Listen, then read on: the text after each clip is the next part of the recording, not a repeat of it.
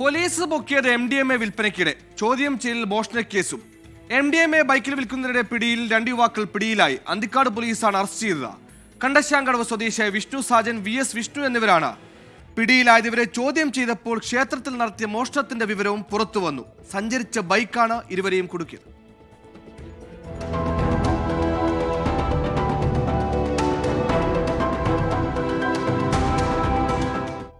വെള്ളിയാഴ്ച രാത്രി കണ്ടശാങ്കടവ് ബോട്ട് ജെട്ടിക്ക് സമീപത്തെ പാർക്കിൽ നിന്നാണ് ഇരുവരെയും പോലീസ് പിടികൂടിയത്.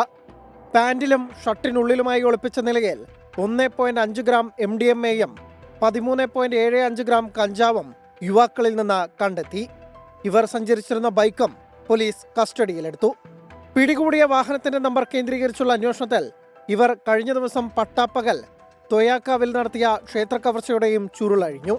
കാളിയേക്കലിലെ വേലിയത്ത് രുദ്രമാല ഭദ്രകാളി ക്ഷേത്രത്തിൽ ദേവിയുടെ വിഗ്രഹത്തിൽ ചാർത്തിയ സ്വർണമാലയും താലികളും കവർന്നത് ഇവരെന്ന് കണ്ടെത്തി. പാവറട്ടി പോലീസ് CCTV ക്യാമറകൾ കേന്ദ്രീകരിച്ച് അന്വേഷണം നടത്തുന്നതിനിടയിലാണ് അന്തിക്കാട് പോലീസ് പ്രതികളെ പിടികൂടിയത്. പ്രതികൾ പോലീസിനോട് കുറ്റം സമ്മതിച്ചു.